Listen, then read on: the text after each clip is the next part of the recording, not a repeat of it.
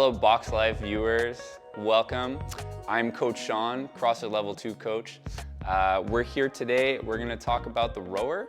I just wanna give you guys some tips on how to row more efficiently. So in this video, we're gonna look at the proper mechanics and steps to row or get a stroke done properly. And you guys will look at some common flaws. We'll talk about how to avoid those. I'll give you guys some advice, explain the machine a little bit, and hopefully you guys will be well on your way to rowing more efficiently and getting some nice hard workouts done. So let's jump right into it. We're gonna sit down on the seat here. I wanna get my feet in and align the balls of my feet around where the strap hooks in. And there's a bit of padding here where you want your feet to sit. And from this point, I'm ready to start rowing. I like to get set up, heels stuck to the rower. We've already talked about having the balls of the feet on the pad here. My back is straight. I've got my sit bones stuck to the seat. And this is about as far as I can comfortably get before my heels lift off, which you can see here, or I put myself into a weird position, okay? So full foot in contact with the pads. I'm reaching forward with my shoulders backing down, spine is long, and this is basically it for me. So we'll talk first steps. Basically, you guys need to learn how to use your legs first. So the first step is gonna be arms straight, drive with the legs like this. And I haven't leaned back, I haven't pulled with the arms yet. We're just gonna see if we can keep pushing with the legs to get enough of a sound out of the fan without using any other parts of the body. So, couple of pushes here.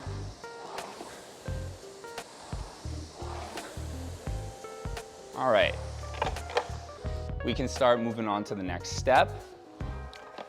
So I'll try and add in my hips this time.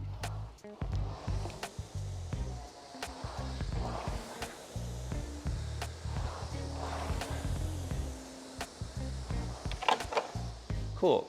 So basically what we're looking for when we add in the hips is that I extend all the way with the legs before the shoulders come back behind the hips. We'll hang out here at the end for a second. I have enough time to come back with the hips first, shoulders come past the hips, and then we come back to the start position. Again, I'll demo that.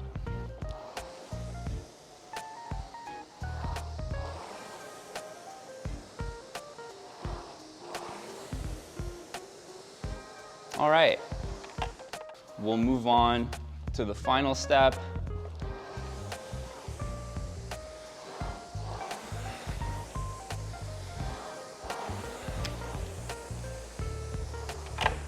We're using the legs, the hips, and the arms.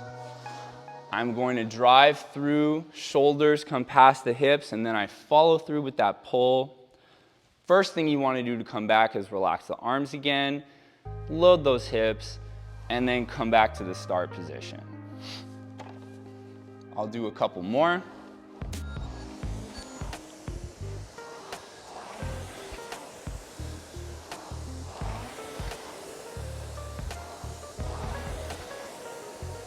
All right. So that's the basic principle of rowing on this machine with proper mechanics, and I would say the most efficient way to row. The next step for us maybe is to look at some common faults. Common flaw that I see in the gym, from the start position, you guys might tend to lean back as you're trying to push with the legs, and it would look like this.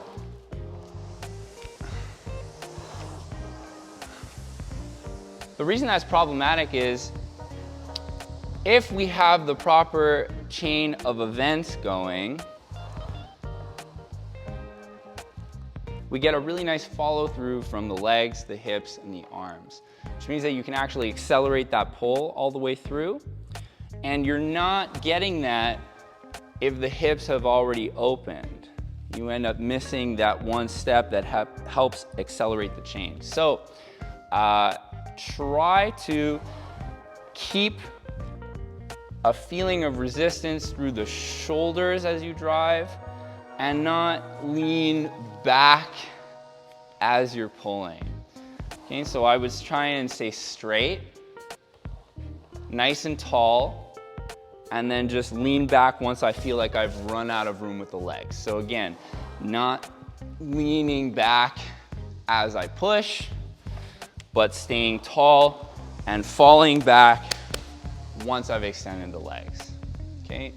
And this kind of leads us into fault number 2, which would be leaning back too much at the end, guys. So some of us think that we're getting way more out of our stroke if we come back to this position, but that might be the case for a couple of pulls. But if you guys are rowing 1,000 meters, 2,000 meters, 5,000 meters, think about the amount of strokes you're gonna do to reach that distance. That's a lot of really big sit-ups that you're gonna end up doing as you row, which can be really taxing for the abs. So in the long run, you're gonna be rowing less efficiently, even though you might see the calories jump up a little bit faster when you start. It's certainly much more tiring to have to come back this full range than it is to just stay in a nice, efficient position where we're not completely blasting the abs for every rep. So let's keep that in mind as well. Let's talk a bit about the return. Often you'll see this.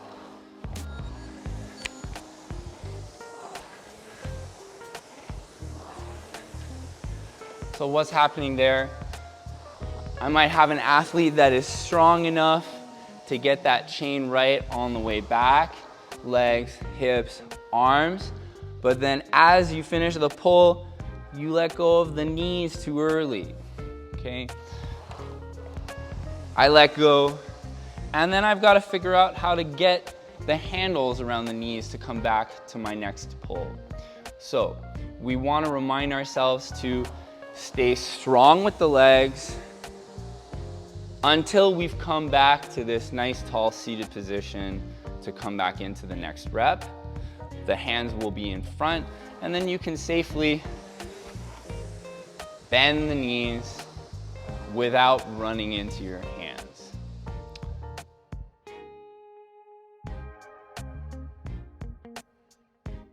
In terms of efficiency, getting to that end range where I've still got full contact with the foot for my leg drive, and I'm able to be in an upright position and breathe. This is all we need.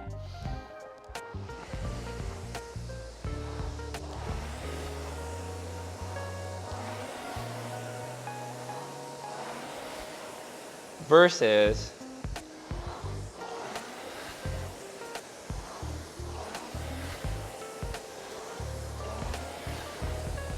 so on those last couple of strokes, I was really trying to reach to the end of the rower. I came up with my heels off the machine, and I'm getting to an uncomfortable range for myself. If we're trying to win a race and we're competing, and you guys think that extra little inch is gonna give you the advantage, I would just ask myself if it's worth it, rep over rep over rep, if it's putting you in an uncomfortable position. Now, the difference between here and here is not gonna be the winner if you blow your back out by putting yourself in an uncompromised position for the duration of your workout, right? All right, BoxLife viewers, I hope you guys enjoyed the video. That's gonna be it for today. We covered some simple technique stuff, some flaws, how to correct them, skills and drills. Let us know if you enjoyed the video, if you have any questions, anything you'd like to see in the next video we put out. Don't forget to like and subscribe to the channel. And we'll see you around for more fun instructional videos about CrossFit. See you next time.